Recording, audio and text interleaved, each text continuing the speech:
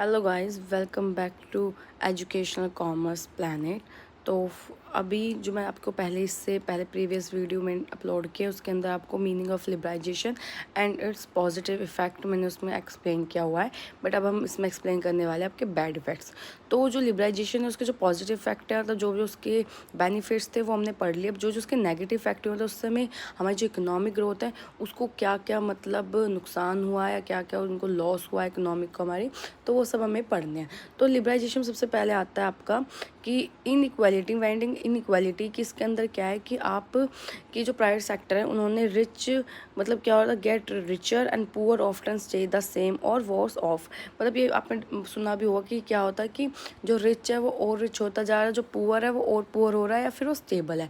तो ऐसे में क्यों? क्योंकि जो प्राइवेट सेक्टर प्रॉफिट को ज़्यादा मतलब इंपॉर्टेंस देते हैं, और जब प्रॉफिट को ज़्यादा इंपॉर्टेंस देते हैं तो उन्हीं चीज़ों को प्रोड्यूस करेंगे जिसमें कि उनका प्रॉफिट होता होगा। तो ऑफकोर्स रिसेशन के लिए वो ज़्यादा प्रोडक्शन करते हैं। And urban and rural area divided increase, मतलब उन्होंने अर्बन और रूरल एरिया को डिवाइड कर दिया था। मतलब उन्होंने अपने कस्टमर डिवाइड कर दिए कि रूरल के लिए हमें अलग टाइप ऑफ प्रोडक्ट्स बनाने हैं और उसके अर्बन के लिए अलग टाइप्स ऑफ प्रोडक्ट। बट ज़्यादा किसके लिए बना रहे थे? अर्बन के लिए, जिसकी वजह से हमारी इनइक्वालिटी बहुत ज़्यादा स्प्रेड हो रही थी, बढ़ रही थी।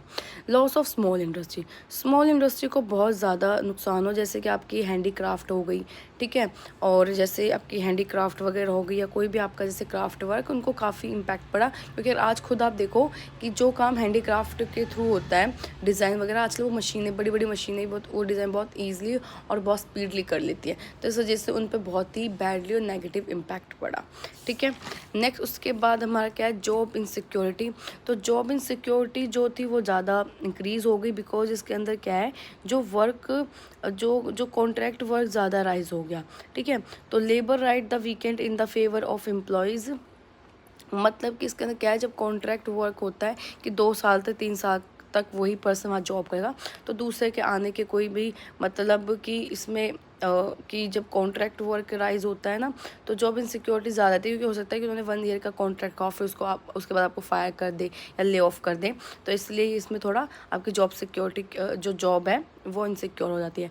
कल्चर इम्पैक्ट, अब जब प्राइवेट सेक्टर आपने भी देखा होगा कि ज़्यादा वेस्टर्न को अडॉप्ट करता है, तो इस वजह से जो हमारा इंडियन कल्चर है उस पर बहुत ही बैड इफेक्ट पड़ता है।